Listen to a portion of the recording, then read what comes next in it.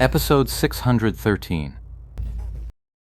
I recall that when Huang Xiao was issuing his challenge, he did mention Ye Chu's name. At that moment, Guo Yang suddenly said this. Lu Hao thought about it, and it seemed like that really was the case. Back then, after Huang Shaotin defeated an opponent, Ye Chu's Lord Grimm hadn't gone down yet, so he called out Ye Chu's name in the public channel. If someone was really trying to stir up hype, they wouldn't miss a detail like that.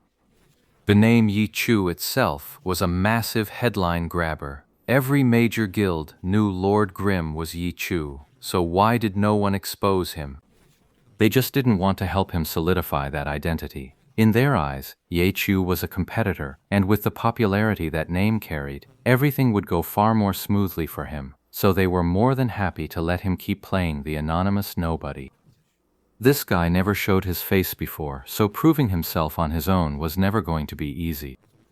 As for Excellent Era, especially their guild, Excellent Dynasty, they were extremely nervous about Ye Chu's identity being exposed.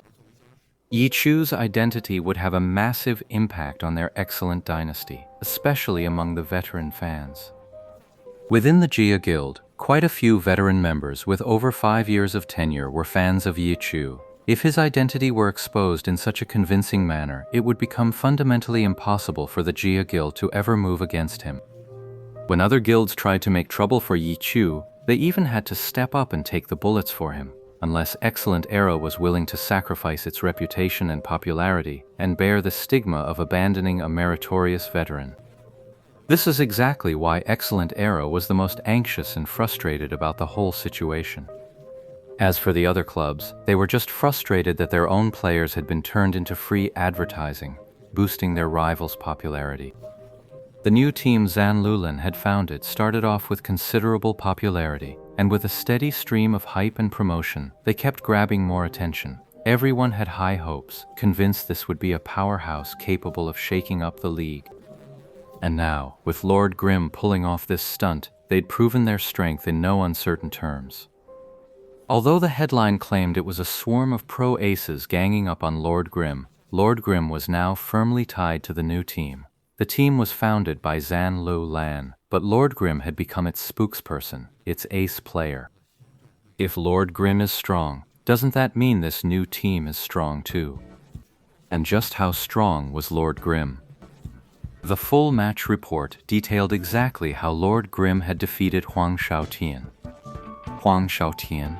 Who does he think he is? To defeat someone like him, even in a practice arena, that's still an impressive feat, isn't it? A master of this caliber, who exactly is Lord Grimm? Who is he? The newspaper had brought in all sorts of experts, famous commentators and hosts from Glory, to weigh in. 80% of them suspected Lord Grimm was Ye Chu. An expert is an expert. Everyone knows what kind of skill it takes to play an unspecialized class. Ye Chu was undoubtedly a perfect fit. From the perspective of the major clubs, Ye Chu's exposure would only elevate their popularity to new heights. They didn't have the same kinds of concerns as Excellent Era, which was one of the reasons the Excellent Era manager was so anxious about it.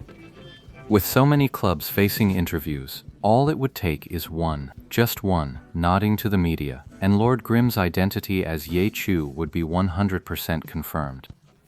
Manager, should we contact the other clubs, feel out their stance? That way we won't be caught off guard during the interviews. Lu Hao really was a master of scheming. Even this had crossed his mind. So Lu Hao was the one scheming here.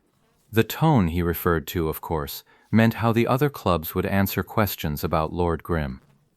Without a doubt, who is Lord Grimm? Why would pro players flock to fight him? This was the one question every club faced today that they simply couldn't avoid. The Excellent Era manager was pondering the same question, and Lu Hao's suggestion only reinforced his resolve.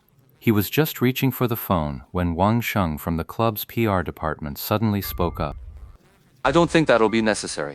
Since this is a planned publicity stunt, how could they possibly overlook such a crucial detail as Lord Grimm being Ye Chu? Wang Sheng continued. Based on my observation of this new team, they always use the same tactic for their hype, step by step, gradually raising the temperature. They never reveal everything in one go. They always drip feed the valuable details, one step at a time. Lord Grimm is Ye Chu. If we don't say it, they will sooner or later. But if we speak up, we can at least hold on to some initiative. If we wait for them to speak first, we'll be completely on the defensive. The moment Wang Sheng said that, Chen Yehui grew visibly flustered. No matter what, he was the one who least wanted Yi Chu's identity to be exposed. Forget the future. If the guild members found out right now that Lord Grimm was actually Yi Chu, their own guild would probably be thrown into chaos. This won't do. If Yi Chu's identity gets exposed now, the guild could fall into chaos. Chen Yehui quickly said, his voice urgent. That depends on the art of speaking. Don't worry, President Chen. We'll take all of that into account. Wang Sheng smiled. As the head of external relations, he handled the club's publicity and public relations. He was, after all, Excellent Era's primary spokesperson. Oh? What do you mean?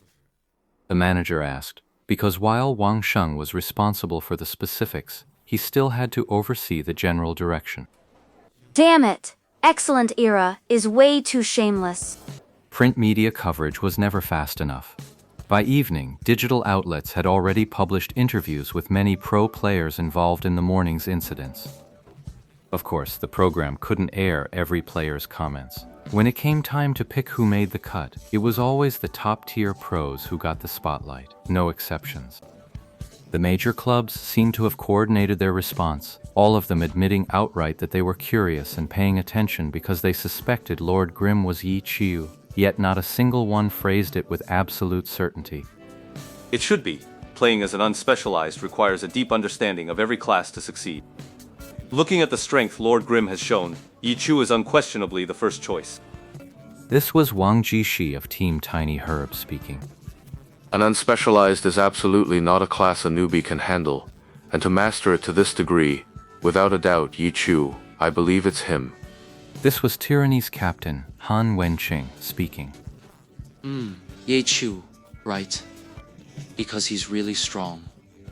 This is Samsara's Zhou Zikai. Back then, all the top players were there. By process of elimination, the only one who could match me to that degree was Yi Chu. That was Huang Shaotian's answer. Naturally, he was the top priority among all the interviewees. After all, he was the one who'd actually gone down there and crossed blows with the opponent. What about Zhang Jialei? The reporter, however, had turned to ask about another player, one who was also a top-tier pro and had retired at the same time.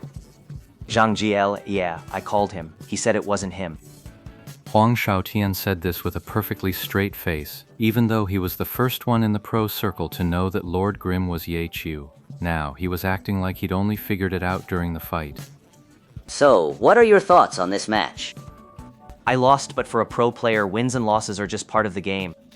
And on top of that, my opponent was Yi Chu. What really matters is that this match showed me a lot of different things. Unspecialized, a playstyle that only real Glory veterans would even know about, is now right here, alive and kicking before our very eyes. I don't know if you guys watched the replay of that match closely. Hey, by the way, do you guys have the video file? Or is it a video link? Oh, if you need the files, I've got them. I can share a copy later. Who wants one? Huang Shaotian chatted away during the interview, leaving the reporter with mixed feelings of joy and worry. Joy, because he didn't have to ask many questions to get so much material. Worry, because was this maybe a little too much content? The editor-in-chief probably didn't allocate enough column space to fit everything Huang Shaotian said. Looks like I'll have to carefully pick through this guy's endless rambling again.